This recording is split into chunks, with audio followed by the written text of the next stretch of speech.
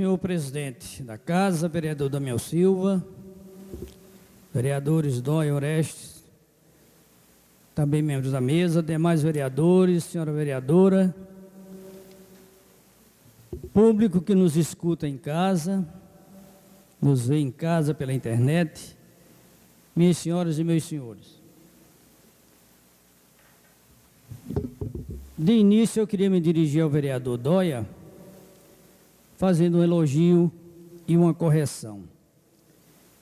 Elogiar o fato dele vir aqui, humildemente, explicar o problema da merenda da escola de Rio da Barra. Foi feita uma reclamação e ele aqui veio dar a sua versão sobre o que estaria acontecendo com aquela merenda. Atitude diferente, por exemplo, do vereador Junião Lins, que na sessão anterior, quando eu fiz algumas críticas a essa questão da merenda, críticas fundamentadas porque nós vereadores visitamos várias escolas da região, houve até alguns atritos por causa disso, e testemunhamos irregularidades quanto à questão da merenda. Mas, quando eu fiz a reclamação aqui, o vereador, ao invés de dar uma explicação, como o vereador Luiz Abel deu um aqui hoje, que falou com a secretária, etc., ele partiu para a pirotecnia, como diz Lula, política, e preferiu fazer um discurso para a galera que é sustentada com dinheiro público, rir, e veio falar que tinha merenda sim, não tinha frango podre, como no tempo que era prefeito. Então, Vossa Excelência foi mais objetivo, foi até mais produtivo, agindo dessa forma. Eu digo ao vereador Junião que nunca foi servida carne podre para aluno no tempo que era governo. Foi detectado alguns frangos estragados numa escola e assim que se detectou, a diretora eliminou. Quando vereadores chegam, o primeiro que chegou lá foi Zusa, me falou isso. Depois foi Luiz Abel, foi não sei mais quem. Mas não foi colocada carne cozinhada podre para aluno comer. Podre tem muita coisa hoje por aí. Inclusive esse monte de esgotos aí que ninguém resolve a parada, não é? Está nos blogs direto. Então isso aí é que realmente é um caso concreto, comprovado, atualizado, de odor nauseante, e todo mundo está vendo.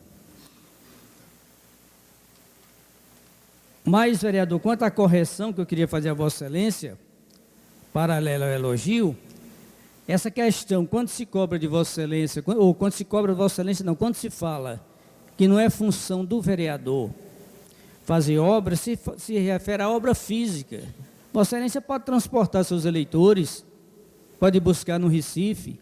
Embora isso não seja uma função do vereador fazer isso, como dizia o ex-prefeito do Recife, João Paulo, é um equívoco que se institucionalizou na prática do dia a dia dos vereadores, mas não é função deles, mas quase todo mundo faz.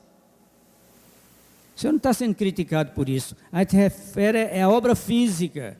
Cobrar de vereador que faça muro de cemitério, que faça bueiro, que faça ponte, que faça barragem, como se ele fosse um executivo, um prefeito que tivesse máquinas e recursos para fazer as coisas. Quem faz esse tipo de cobrança é porque não entende em política a divisão dos poderes. O que a gente fala aqui é isso. Quer dizer, qualquer um, se quiser, pode fazer um poço artesiano com seus recursos, uma coisa ou outra pode fazer. Não é obrigação fazer. Agora eu quero ver é aguentar a demanda do povo, querendo fazer aquilo que não é sua função. Como é que vai conseguir? A correção que eu queria fazer a Vossa Excelência era essa. E no mais, eu queria abrir um parênteses aqui para falar de mulher.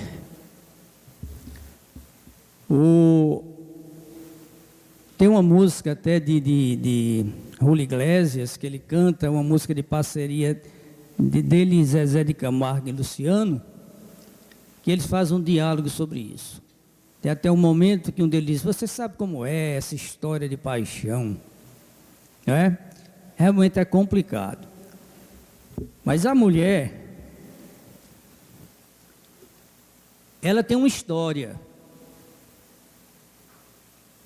É uma história dolorosa até. Você imagine uma menina ainda de 13 anos ser obrigada a casar por um acordo dos pais com um indivíduo que nunca ela tinha visto na vida e com a obrigação de ser submissa àquilo ali. Naquela época isso aconteceu muito. E aquela menina, o corpo não estava nem totalmente desenvolvido e começava a parir todo ano. A palavra é essa. Se alguém estiver estranhando, vamos diminuir a sensibilidade. A palavra certa é essa. Às vezes de 9 em 9 meses. Essa história de 20 filhos, 25 filhos era coisa normal, uma coisa desumana, mas que era corriqueira naquele tempo. Então a mulher avançou, teve conquistas, e uma dessas é se livrar disso. Se livrar disso. A mulher não votava, não tinha direito a votar. A mulher não era para estudar, muitos pais não botavam as filhas para estudar. Quer dizer, a questão da riqueza do conhecimento não era para chegar até elas. É para ficar aquela mulher só aquela doméstica, criar os irmãos como se fosse uma mãe de família, uma vida desgraçada. Aí tem gente que diz, casamento naquele tempo durava mais. Claro, como era que não ia durar? Não tinha divórcio. E muitas mulheres, se deixassem o marido, iam passar fome, porque não tinha instrução, não tinha emprego, não tinham de que viver. Então elas, com muita luta, daquelas que são mais danadas, que tem outras que são acomodadas, baixa a cabeça e aguenta, e apanha até morrer, outras não, conseguiram o direito ao voto, que foi inserido na Constituição de 1930, se não me engano, já passaram a ter mais valor. Depois o direito ao estudo, começaram a estudar, se formar e ocupar postos.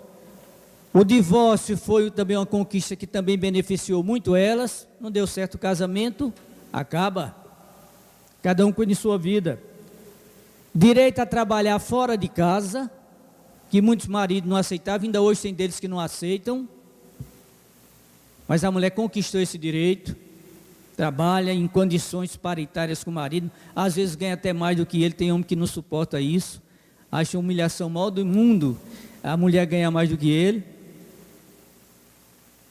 Tudo é um pensamento machista que existe, institucionalizado aí, popularmente falando.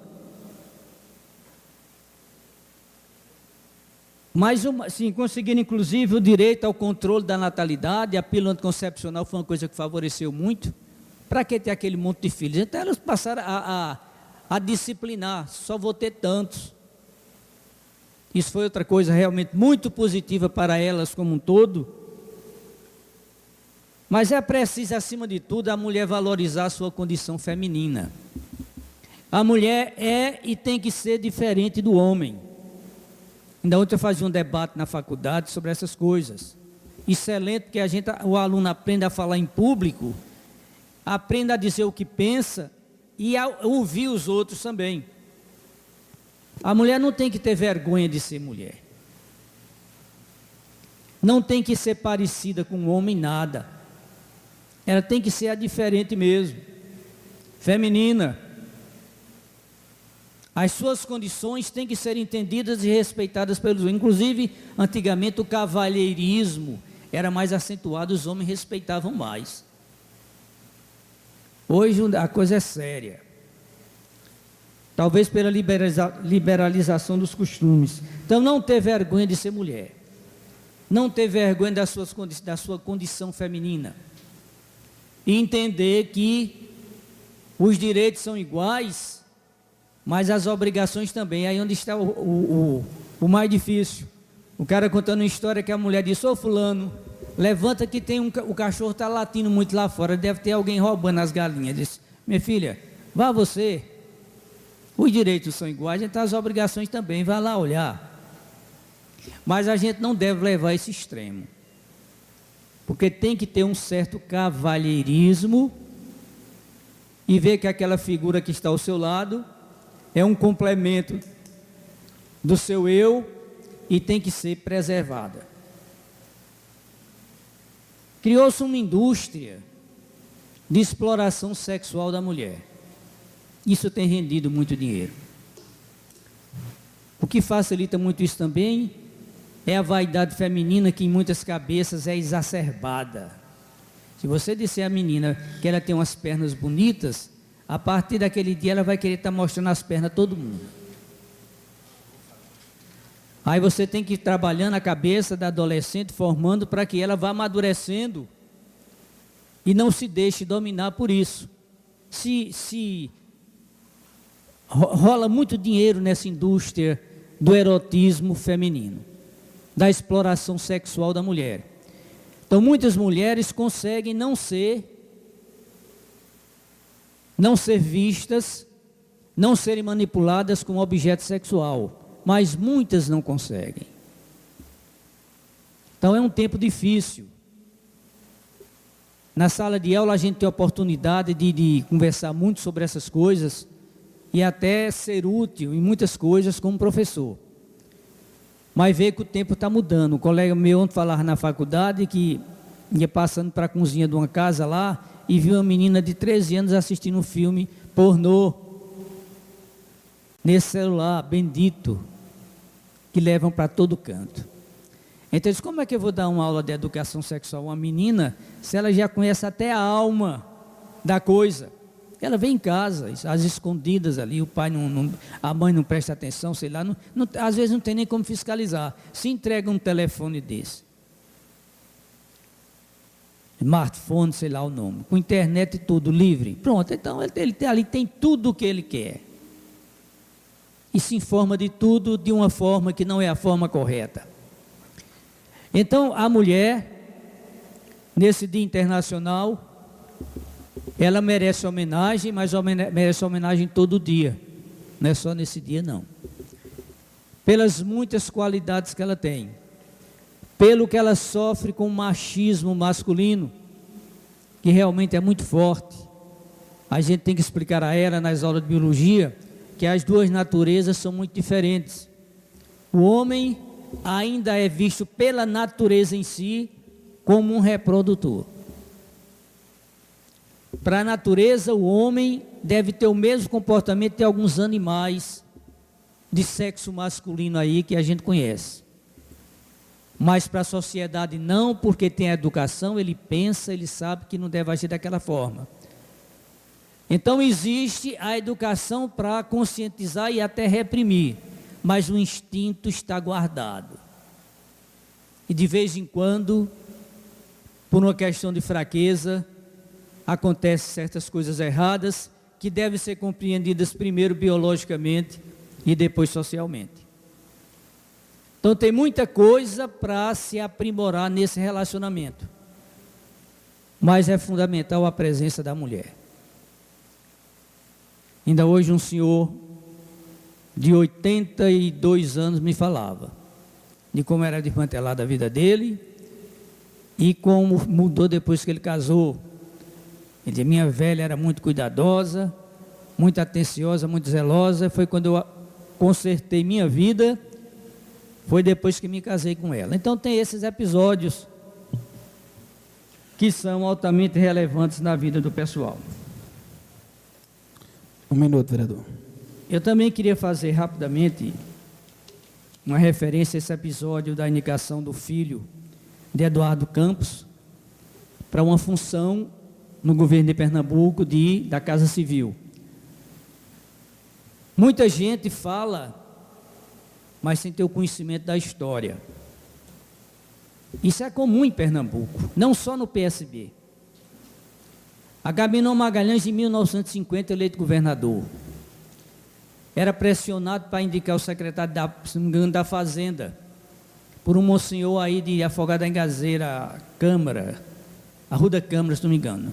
E Agamenon optou por um jovem chamado Nilo Pereira, um intelectual. Foi uma revolução. O cara ficou intrigado até Agamenon morrer, ele parece que não falou com Agamenon. Nilo Coelho queria que Marco Maciel fosse o líder dele na Câmara. Marco Maciel nem idade tinha. E Nilo lamentava muito aquilo, porque realmente Marco Maciel era muito talentoso. Moura Cavalcante lançou Gustavo Krause, Joaquim Francisco, Jorge Cavalcante, vários outros jovens, camarada ainda barba começando a aparecer. E era aquela reclamação, porque geralmente quando você começa a renovar assim os quadros, aqueles que são preteridos começam a ficar com raiva e fazer pressão. A Raiz colocou Eduardo como chefe de gabinete. Eduardo colocou Paulo Câmara, Geraldo Júlio, jovens também. Então a história de Pernambuco é rica nesses detalhes. Será que essas colocações que eu citei aqui, elas foram proveitosas para o Estado? Olhe, desses que eu falei, 6 deles chegaram a ser governadores de Pernambuco. Há ministros, como Krause foi ministro da Economia, Joaquim Francisco foi ministro, parece que do Interior. Marco Maciel foi vice-presidente da República. Eduardo Campos foi governador, foi ministro. E pretendia chegar à presidência da República, a gente não sabe se seria possível ou não. Então, é preciso ver a história como um todo. Um dos meus filhos tem uma opinião diferente da minha. Muito bem, o filho não tem a obrigação de ter a mesma opinião do pai. Pelo menos em algumas coisas a gente tem que divergir, isso é democrático. A gente cria filho é para ele ser feliz, não é para ser a cópia do pai, nem ser caderneta de poupança do pai. Ele tem que cuidar da vida dele. Estudou, se promoveu, vai em frente. Mas a gente discorda nesse aspecto. Burro seria o PSB, se não tivesse aproveitado o João Campos, com todo aquele talento dele, que pode fazer uma carreira, quem sabe, como a do pai ou não como a do pai, mas tem condições de ser um grande político no futuro de Pernambuco.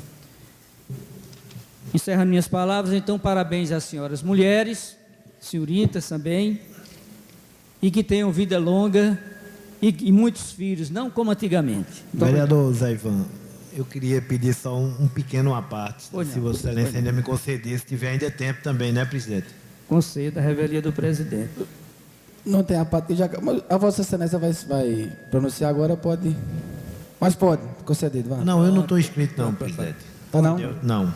Eu pensei que, como líder... Pedir, esperei ele terminar o discurso, mas ele saiu muito rápido. Não, pode. Mas só questão. Essa semana, eu, andando aqui na cidade, eu, verificando a questão dos esgotos, que Vossa Excelência citou muito bem aí, realmente é necessário que se faça uma limpeza em virtude dessa questão aí, a chikungunya, e outras doenças que estão assolando nossa cidade. Hoje eu tive uma reunião com o seu prefeito, cobrei dele 2 esgotos que está realmente necessitado. Uma da rua ali do Joar, que vai começar amanhã este trabalho, e outro também, que eu acho que Vossa Excelência passou por lá, do posto Texaco. Estive lá hoje, fotografei, levei para o seu prefeito do município. Quando foi agora, eu tive a notícia que o nosso secretário adjunto de obras, Zé Brasiliano Charuto, foi convidado para ir lá no gabinete, e esse serviço vai ser iniciado amanhã para que a gente comece a fazer um trabalho realmente de limpeza desse esgoto que é necessário. Eu quero só agradecer a sua paciência aí. Tranquilo. Senhor presidente, muito obrigado.